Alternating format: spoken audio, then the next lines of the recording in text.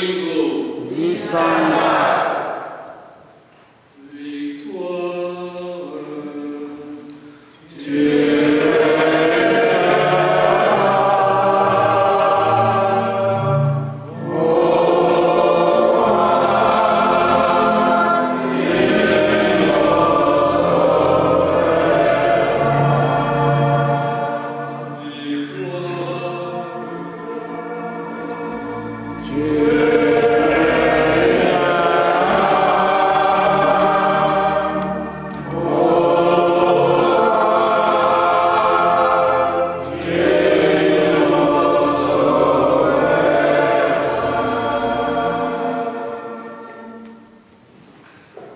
Cinquième dimanche de Carême. Il y a des attitudes dans l'évangile d'aujourd'hui qui sont des attitudes d'adoration, de prière. La première phrase de l'évangile d'aujourd'hui nous dit: Jésus s'était rendu au mont des Oliviers de bon matin. Il retourna au temple de Jérusalem. Jésus s'est rendu au mont des Oliviers pour prier avant de commencer sa journée. Et après avoir prié, il est descendu de la montagne pour commencer son ministère public, sa prédication.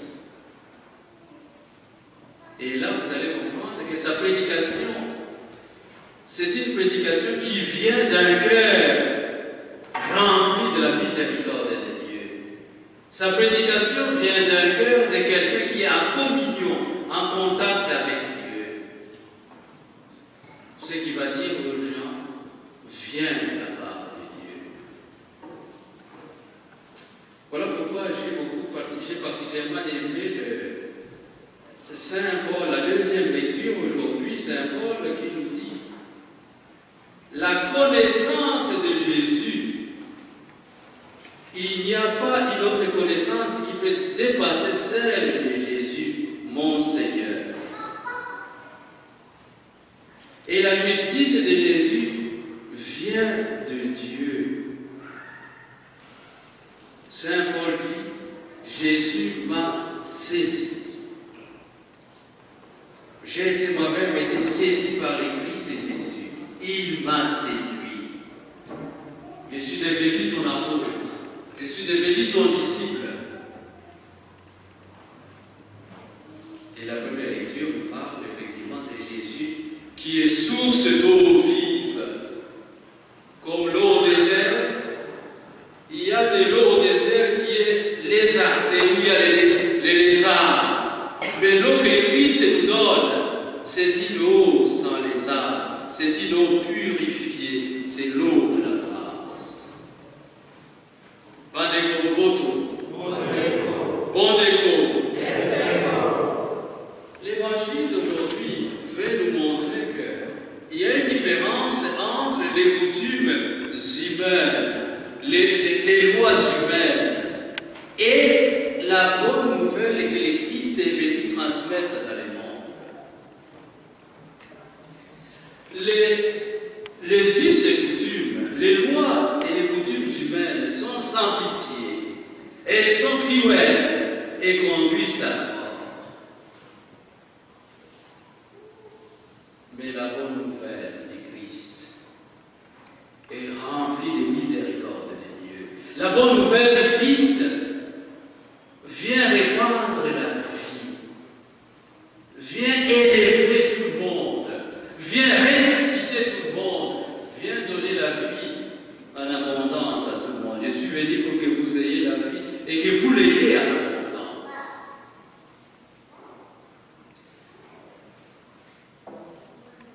Chez moi, particulièrement dans certaines cultures africaines, mais je vais parler effectivement de la culture ou des cultures de partout que je connais bien, il y avait aussi ce qu'on appelle les l'exemple qui nous est donné là, ça fait partie des crimes de déshonneur répandus dans toutes les cultures de l'humanité. Et chez les Bantous, quand une jeune fille devenait enceinte, mais non, ça ne se fait plus, mais à l'époque, il y a plusieurs années, c'était un déshonneur pour la famille. C'était un signe que la famille n'a pas bien éduqué la fille, voilà pourquoi la fille est devenue enceinte. Parce que la fille ne s'est pas mariée. Et le mariage, c'est ce qui donne honneur à la famille. Et dans certaines cultures, qu'est-ce qu'on faisait? Clandestinement, on invitait la fille enceinte.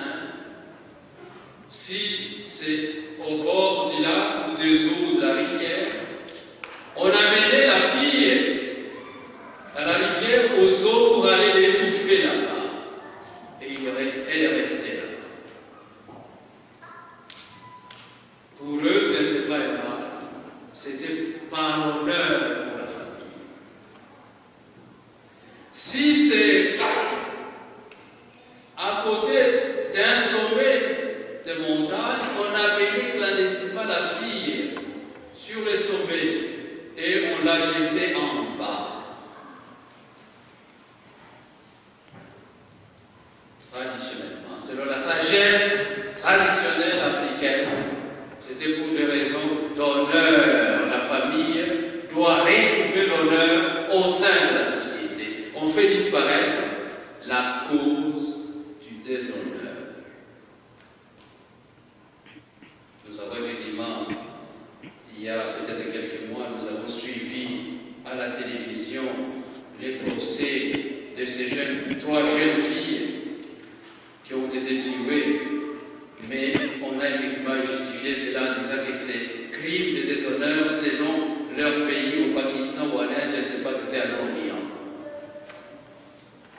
Et ça fait l'écho au Canada, parce qu'effectivement, il n'y a pas de telle situation au Canada. Et aujourd'hui, c'est la même chose. Jésus, on lui amène une femme prise en flagrant délit d'adultère. Et ils disent à Jésus que la loi de Moïse ordonne de lapider ces femmes-là. Et toi, qu'en dis-tu? Effectivement, d'abord, les scribes et les pharisiens interprètent mal la loi de Moïse. Dans la loi de Moïse, ce n'est pas ça. On ne doit pas lapider. La loi de Moïse est traversée par le commandement de l'amour. La loi de Moïse et la Torah est traversée par la conception d'un Dieu indulgent, d'un Dieu bienveillant, d'un Dieu qui, effectivement, aime Israël et il a choisi Israël. Mais pour les scribes et les pharisiens, ils veulent mettre Jésus à l'épreuve. Et Jésus les voit venir directement, il a dépisté leur malignité, leur perversion. Et la réponse de Jésus est claire. C'est la miséricorde de Dieu et non les sacrifices. Non les sacrifices de lapidation. Non les sacrifices d'étouffement. Non les sacrifices de rejet. Non les sacrifices de mort. Aujourd'hui,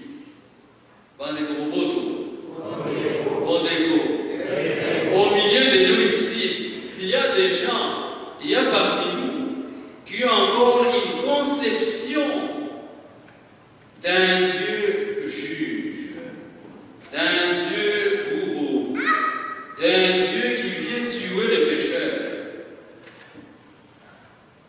Ils n'ont pas effectivement la conception d'un Dieu miséricordieux qui donne vie en abondance.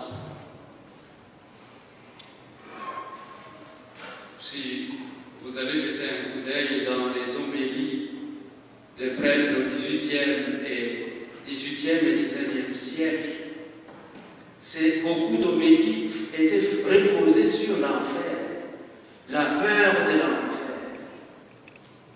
Et certains croyaient en Dieu parce qu'ils avaient peur de l'enfer.